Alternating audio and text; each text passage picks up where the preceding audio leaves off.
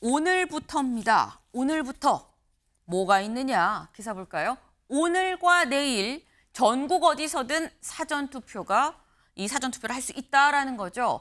이재명은 신촌, 김문수는 인천 계양에서 투표를 한다라는 겁니다. 이준석 후보는 동탄에서 한다고 하죠. 언제 어디에서 정확히 하는지 저희 같이 볼까요? 네. 오늘 몇 시에 어디에서 하는지 좀 보겠습니다. 네, 이재명 후보는 서울 신촌에서 오전 10시에 할 예정이고요. 김문수 후보는 인천 계양에서 오전 10시에 하고 이준석 후보는 현재 본인의 지역구죠. 경기 화성 동탄에서 오전 10시에 할 예정이다라는 겁니다. 근데 여기서 약간 보면서 하고 생각하시는 분도 계실 것 같아요. 왜? 김성태 의원님. 예. 이준석 후보는 뭐 본인 지역구가 화성 동탄이니까 화성 가서 한다고 하는데 김문수 후보는 왜 인천 계양이냐고, 또 인천 뭐 가불이 있는데 콕 집어서 이재명 후보의 지역구인 인천 계양 을지역이더라고요. 왜 인천 계양인 겁니까? 김문수 후보 입장에서는 이제 선거 막판에 네. 상대 후보인 민주당 이재명 후보의 국회의원 선거구, 쉽게 말하면 적진에서 장렬하게 자신이 싸우고 있는 그런 게릴라는 모습을 전국 유권자들에게 이렇게 보여주고자 하는 그런 모습이죠. 막 저렇게 해서 이제 지지층의 결집뿐만 아니라 네. 수도권에도 이제 적진에 직접 뛰어들었다는 그 자신의 어떤 그 기계, 뭐 이런 부분을 뭐 한껏 뽐내고 싶은 그런 또 네. 기상입니다. 호랑이를 잡으려면 호랑이 굴로 들어가야 되는 거 아니냐, 뭐 그런 차원에서 아예 그냥 인천 계양에서 투표를 한다라는 말씀인 거예요. 근데 이재명 후보는 보니까 신촌입니다. 근데 최인호 의원님, 네. 보통 신촌하면 젊음의 거리는 홍대 입구인가요? 아무튼 이 신촌하면 젊은 이 층이 상당히 많은 데인데 그럼 이재명 후보는 또 이준석 후보를 의식한 거야라는 생각도 언뜻 들어요. 뭐 그런 것도 겨냥했을 수도 있죠. 네. 그러나 뭐 처음부터 그것을 의도한 것은 아니고 이 발언이 있기 전부터 네. 서울의 신촌, 부동층 뭐 이 세 개를 겨냥한 마지막 수도권 유세는 서울에서 마무리하겠다. 그래서 지방으로 가겠다 네. 하는 그런 일정을 잡은 것으로 알고 있고요. 이제 그 일정을 잡고 난 뒤에 이준석 후보의 여성 혐오 발언이 나왔으니까 아무래도 20대 청년들의 이준석 후보의 지지율이 상대적으로 높았는데 네. 그러나 20대들도 상당히 흔들리지 않겠냐. 그것은 용납할 수 없는 발언이다. 뭐 이런 것을 재확인하면서 이재명 후보가 우회적으로 이준석 후보에 대한 공세를 하지 않겠나 봐지고요. 특히 이재명 후보는 이제 젊은 층의 일자리 창출, 좋은 일자리 창출 이것을 계속 강조해 왔는데 네. 그동안 이제 성장, 경제 성장을 통한 일자리 또 젊은 층을 겨냥한 좋은 일자리를 많이 공급하겠다.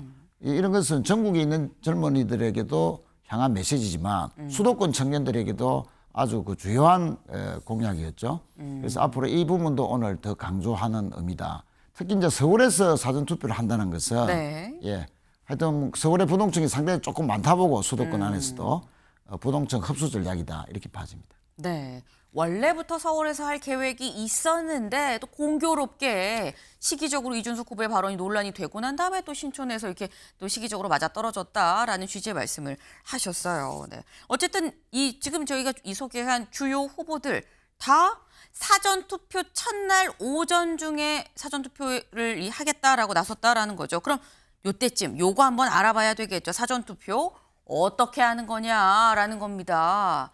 이렇게 한다라는 거죠. 일단 먼저 투표하러 가면 지금 여기 거주하는 관 내입니까? 관 외입니까?를 확인을 아마 할 거예요. 그러고 난 다음에 나눠서 아마 줄을 나눠서 들어갈 것 같은데 가서 신분증을 제시를 합니다. 주민등록증, 여권, 운전면허증, 뭐 모바일 신분증도 되고요. 등등 본인을 확인할 수 있는 신분증을 제시를 해서 투표용지를 받고요. 그리고 기표소에 가서 기표를 하고 난 다음에 투표함에 넣고 나오면 된다.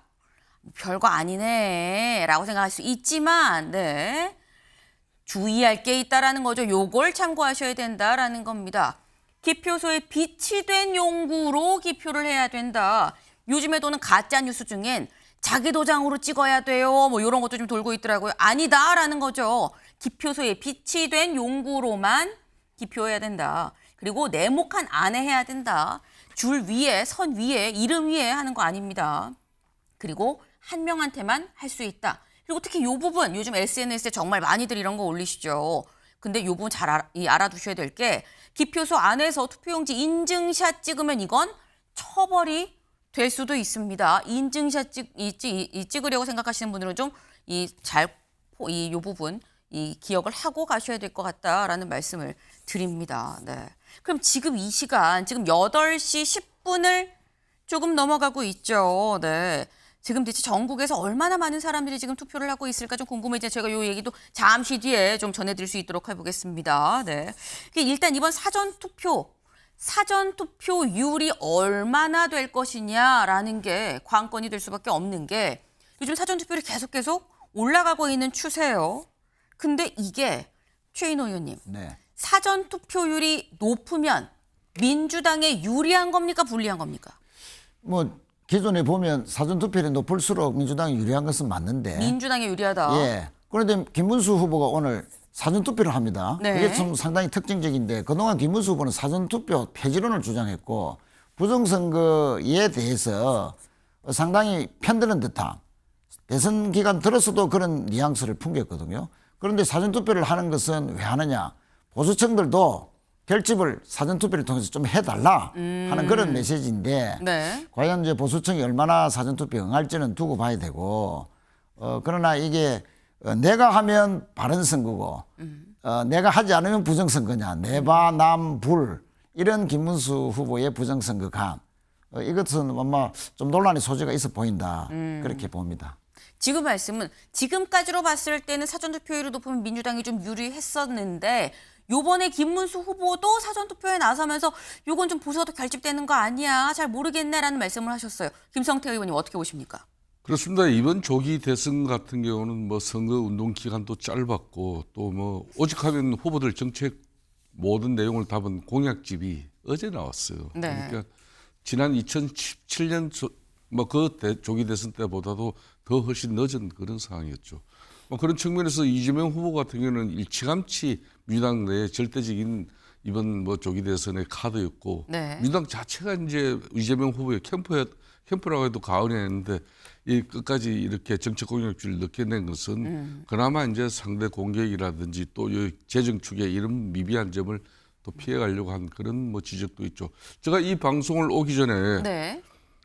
사전 투표율이 1.2%대 7시 물론 기준이었는데 이거는 사전 투표가 실시된 이후에 가장 역대 높은 투표율을 지금 기록하고 있다 그래요. 네. 그러니까 이제 사전 투표율 오늘 29, 30, 또 6월 3일 지금 3일간이잖아요. 네. 또 이제 해외 동포들 지금 현재 투표가 마쳤거든요. 그것도 역시 역대 최대 지금 최고 투표율이 투표율이 나왔죠. 나왔죠. 네. 그만큼 이제 국내의 국민 전체가 이번 조기 대선에 대한 그런 관심도가 높다는 것이고 여기에서 유불리는 그러니까 이제 절대 권력, 입법 권력에서 대통령 행정 수반 권력마저도 한 사람의 손아귀에 들어가 버리면은 대한민국의 민주주의 특히 대한민국이 독재에 관한 그런 우려가 있다는 그런 표심이 상당 부분 작용하고 있는 거 아니냐 이렇게 예측하고 있습니다.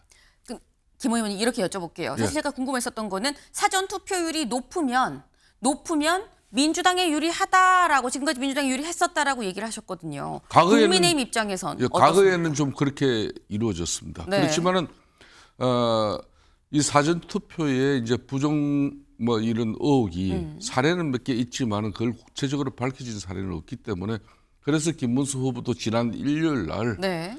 이제 우리 당원들이 다 이 창간이로 들어가 있고 네. 지금 이제 그런 사전 선거 걱정 안 해도 된다. 그러니까 부정 선거 음모론자들이 주장하는 내용을 이제 반박하는 그런 측면에서 이제 우리 후보가 적극적으로 투표 참여를 독려한 거기 때문에 즉 그 말은 사실상 사전 투표를 소홀히 해버리면 그만큼 6월 3일 본투표에 투표율이 당연히 상대당 후보보다는 뒤처질 공산이 크죠. 네. 그런 측면에서 지금 적극적인 사전 투표를 권장하고 있습니다. 네. 그러니까 지금 말씀은 국민의힘도 적극적으로 사전투표 하시라라고 권하고 있기 때문에 이게 꼭 민주당의 플러스라고만 볼 절대 수는 아니죠. 없는 거다라고 말씀을 하셨어요. 그 지금 이 시각 8시 15분을 지금 넘어가고 있죠. 지금 이 시각 그러면 현재 사전투표 얼마나 진행이 되고 있는 건지 좀 보겠습니다. 일단 전국적으로 봤을 때 2.24%의 8시 기준입니다. 오전 8시 기준 2.24%. 네. 서울 2.2, 부산 1.7, 대구 1.29, 인천 2.12, 광주 3.76, 대전 2.1, 울산 1.9, 세종 2.5, 경기도 2.1, 강원 2.23, 충청 2.21, 충남 2.0, 전북 4.14, 전남 4.44, 경북 1.71, 경남 1.91, 제주 2.13입니다. 지금 일단 물론 새벽 6시부터 시작된 사전투표 이제 2시간 딱 집계를 한 거예요. 2시간 딱 집계를 했는데 아까 저희 보셨죠. 역대 가장 높은 사전투표율이다. 2.24라고 말씀을 드렸어요. 그리고 현재 전국으로 봤을 때의 특징은 지금 전북, 전남이 상당히 높다. 광주, 전북, 전남은 상당히 투표율이 높고 반면에 경북, 경남 지역, 이 울산 이쪽 부분은 상당히 좀 낮은 투표율을 보인다라는 겁니다. 사실 이렇게 보면 김성태 의원님, 예. 국민의힘 입장에서는 약간 살짝 좀 불안한 감이 들 수도 있겠다라는 생각이 들거든요. 역대 선거에서도 사전 투표를 이렇게 보면은 전남과 그리고 강주 이런 호남 지역과 이제 영남 지역에 이렇게 이제 투표 성향은 사전 투표에서는 영남권 유권자들이 훨씬 저조했었어요. 그렇지만 본 투표율이 이걸 이제 상쇄합니다. 네. 그렇기 때문에 뭐 그렇지만 이제 영남권에서는 이제 이런 사전 투표 제도에 대한 좀 부정적인 인식이 좀 높았던 과거의 그런 인식도 있죠. 그렇지만 이번에 김문수 후보가 사전 선거 이 투표제를 갖다 적극적으로 홍보하고 독려하고 있기 때문에 네. 아마 오늘 오후부터는 지금 높아질 거고 전통적으로 영남권은 사전 투표제가 낮았습니다. 말씀처럼 지금 역대 쭉 다른 투표를 봐도 영남권은 원래 사전 투표율이 좀 낮았기 때문에 이거는 본 투표가 좀 봐야 되는 거. 그리고 말씀드렸죠. 아직 오늘 사전 투표 첫날이고 투표 시작한 지 2시간밖에 되지 않은 집계입니다. 때문에 오늘 하루 동안 그리고 내일 얼마나 더 많은 투표가 이어질지는 좀 더 봐야 될 것 같다라는 말씀을 좀 같이 드려요. 네. 이제 후보들이 한 표를 호소할 수 있는 시간이 정말 딱 5일밖에 남지 않았는데 최 의원님 짧게. 네. 그렇습니다. 뭐 호남을 제외하더라도 수도권이나 소위 말하는 이제 내란에 대한 심판, 윤석열 전 대통령의 계엄에 대한 심판 분위기가 높았던 수도권도 상대적으로 높아요. 대도시도 높은 편입니다. 네. 또 서울과 부산의 차이가 크잖아요. 이런 걸 봤을 때는 아무래도 이번 선거에서는 윤석열 전 대통령의 계엄에 대한 심판, 또 이에 동조하는 국민의힘에 대한 심판. 그래서 이번에 확실하게 내란 극복을 해야 된다는 측면에서 심판해야 된다는 유권자들이 특히 대도시를 중심으로 해서도 투표가 많다 하는 측면에서 국민의힘에 기대하는 그 정도의 보수 결집이 이루어지지 않는 것이다라는 것을 보여준다 이렇게 봐집니다. 네. 지금 이 최 의원님이 계속 손을 이렇게 드셔가지고 어떤 말씀을 하시려고 그러시 나왔는데 아니다. 내란 심판 선거다. 국민의힘 기대만큼 안 나올 거다라는 말씀을 하셨어요. 네. 일단 오늘 제가 말씀드렸죠. 딱 이제 5일 남았습니다. D-5일이에요. 이제 5일 동안 후보들은 1분 1초가 아까울 수밖에 없죠. 네. 시간은 없고 땅은 넓고 만난 사람은 무궁무진 많다라는 겁니다. 그럼 콕 집어서 어디를 갈 것이냐 이 5일 동안. 다음 볼까요? 저희 지도 준비됐죠. 네. 이 주요 후보들 마지막 이제 오늘부터 5일 동안 어디로 갈 건지가 좀 여기 나와 있습니다. 일단 이재명 후보는 여기 파란색 부분 서울, 충청, 부산, 경남 부분을 간다라는 거예요. 김문수 후보는 대구, 경북 그리고 서울, PK를 간다라는 거. 이준석 후보는 여기 요 가운데만 주황색이 나와 있죠. 서울, 경기, 수도권만 좀 돌 것 같다라는 겁니다. 근데 이걸 보면 약간 의아한 게 최 의원님. 네. 이재명 후보는 서울, 충청, 부산, 경남이에요. 근데 그럼 호남은 텃밭이라 안 가도 되는 겁니까? 선거 초반에 호남은 쭉 한 바퀴 사사지 다 돌았고요. 네. 또 공식 선거가 들어가기 전에 이미 호남을 아주 각 기초단체마다 다 돌아갈 정도로 정성을 기울였기 때문에 이제 호남은 이제 투표율이 문제다라고 판단하고요. 지금 이제 충청이나 특히 PK는 네. 상대적으로 부동층이 많은 지역이다라고 분석을 하고 있는 것 같습니다. 충청도 마찬가지지만 PK, 부산, 울산, 경남은 이재명 후보의 지역 공약, 특히 해양수도 부산, 그래서 그 해양수산부를 부산에 이전한다. HMM 부산 이전. 이 공약이 상당히 지금 시민들로부터 공감을 얻고 있습니다. 그런 측면에서 오히려 선거 막판에 부울경의 부동층을 집중 공략하면 아마 역대 우리 당 후보 중에서는 PK에서 가장 많은 득표를 할 수 있을 것이다 하는 뭐 그런 기대 속에서도 막판에 집중적으로 유세를 한다 이렇게 봐집니다. 네. 지금 말씀은 호남은 이미 거의 시군구를 다 샅샅이 훑을 만큼 굉장히 많이 공을 들여놨기 때문에 그래서 이번에는 약간 좀 중도 표심이나 이 좀 더 이 공략을 하면 더 많은 표를 얻을 수 있을 것 같은 부울경 쪽을 좀 더 보고 있다라는 그런 말씀이셨어요. 그럼 김문수 후보를 좀 보겠습니다. 김문수 후보는 대구, 경북, PK, 서울이에요. 근데 또 여기를 보면 김성태 의원님. 예. 그럼 또 이 김문수 후보에 대해 이렇게 여쭤볼 수밖에 없는 게 김문수 후보는 텃밭만 가도 됩니까? 지금 김문수 후보 입장에서는 네. 이제 특히 당내 경선을 치열하게 치렀고 네. 또 막판 또 한덕수 대행하고 또 후보 단일화 문제가 논란이 있었고 네. 그래서 상당히 우리 지지층이 좀 한때는 위안된 그런 상황도 있었습니다. 그렇기 때문에 이제 전통적인 우리 국민의힘 본산 그러니까 보수의 본산인 국민의힘 지지 기반에 네. 적극적으로 선거 유세의 마지막에 공을 더 들이겠다는 거예요. 그렇게 해서 아무래도 지금 현재 처음 이 법정 선거운동 시작 당시에는 TK 지역 같은 경우도 50% 이상 지지가 안 되는 상황이었지만은 지금 이제 상당히 하루가 다르게 지지율 그러니까 결속이 상당히 커지고 있거든요. 네. 그런 측면에서 영남권 전체를 아울러내면서 그러니까 강력한 여기 지지 기반 속에서 막판에 이제 서울에 전체적으로 그 화력을 집중하겠다는 겁니다.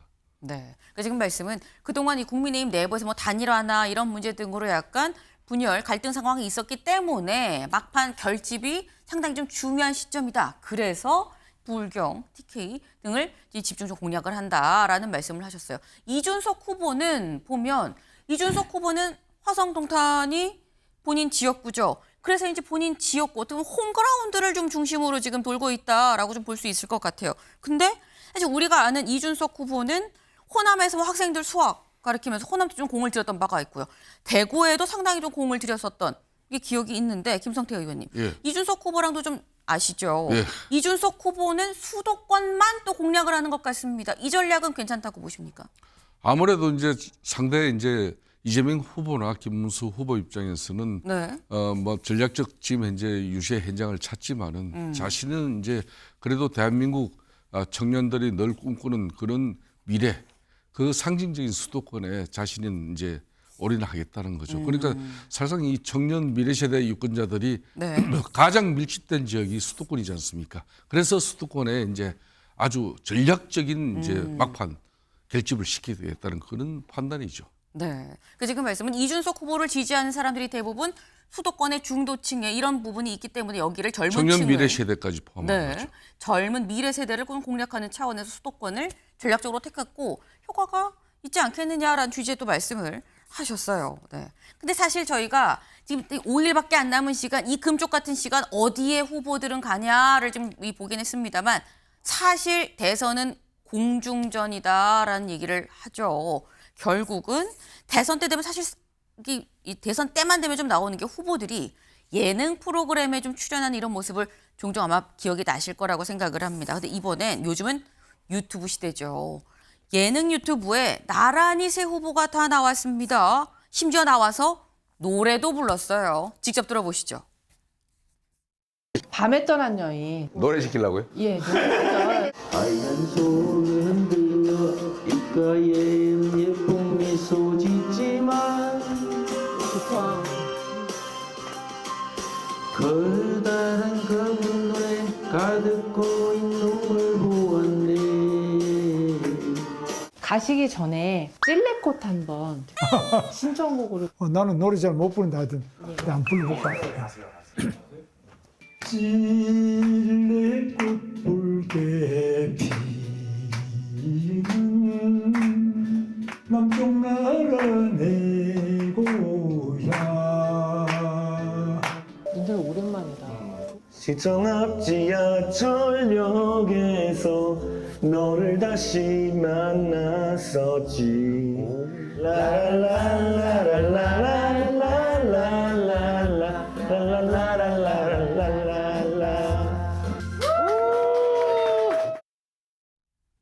네.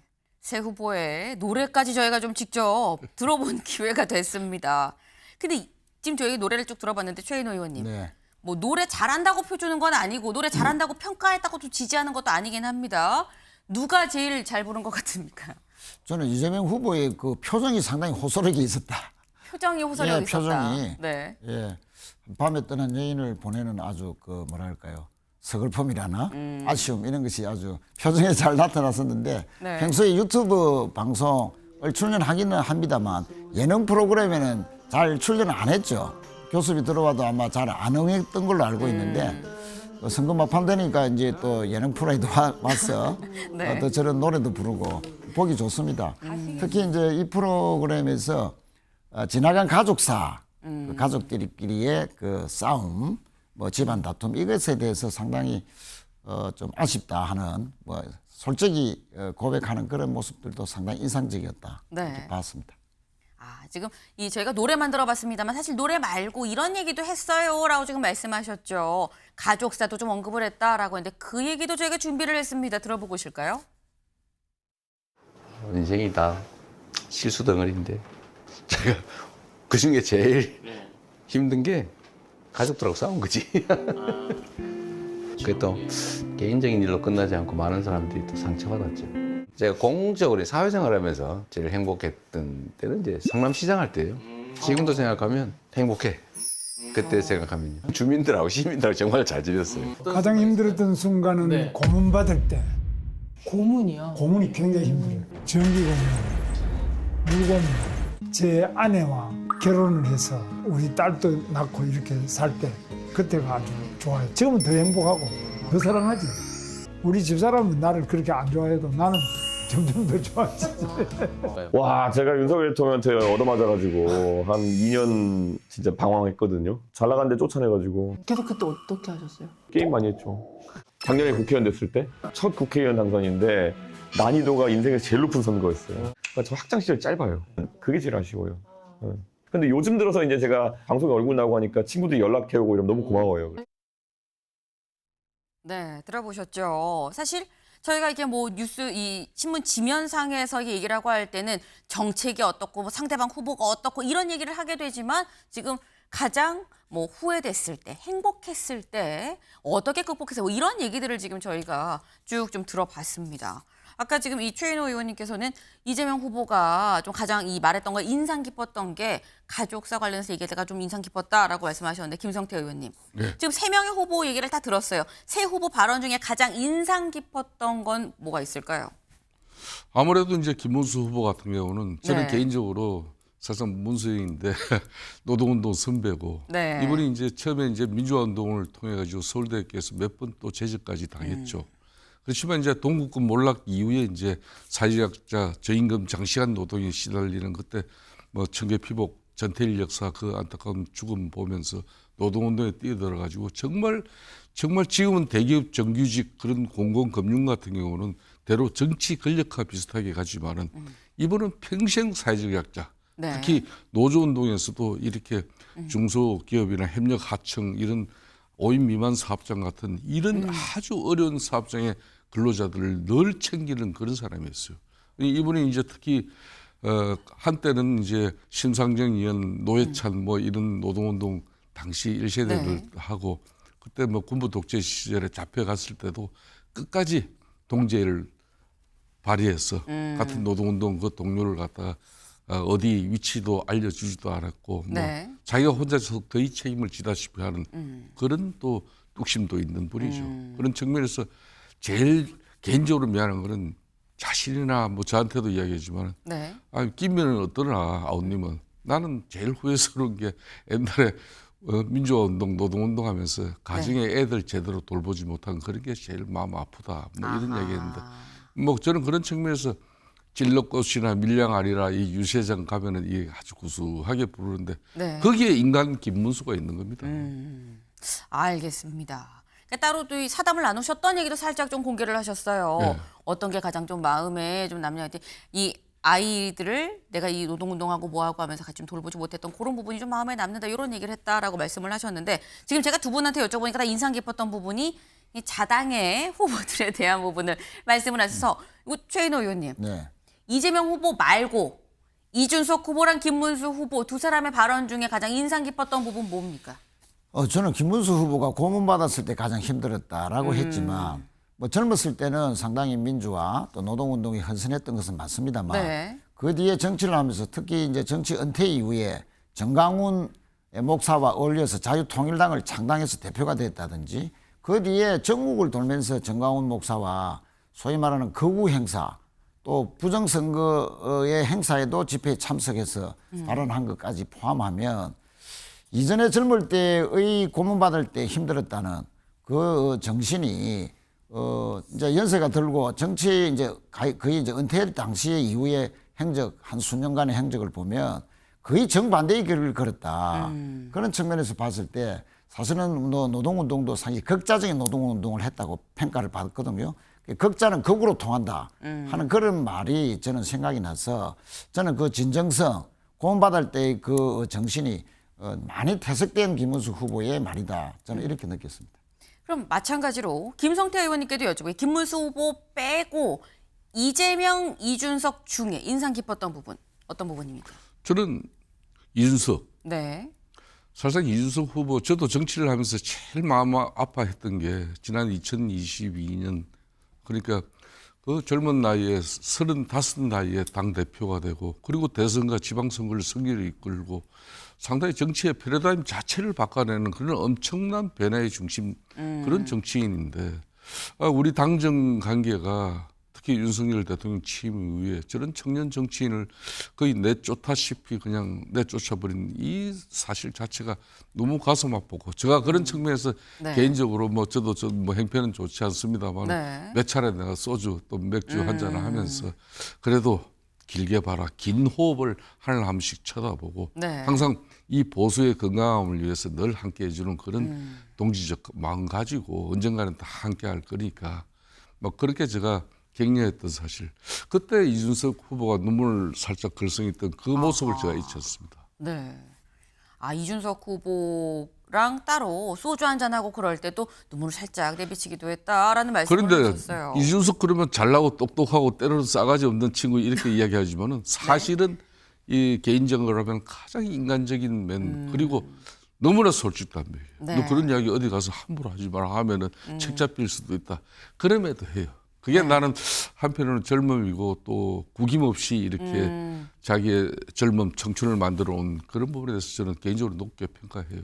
네. 지금 저희가 두 분의 얘기를 들으면서 이 후보들의 어떤 개인 사적인 부분, 인생 전체를 약간 살짝 좀 조망해 볼 수 있는 좀 그런 시간도 좀 됐습니다. 네.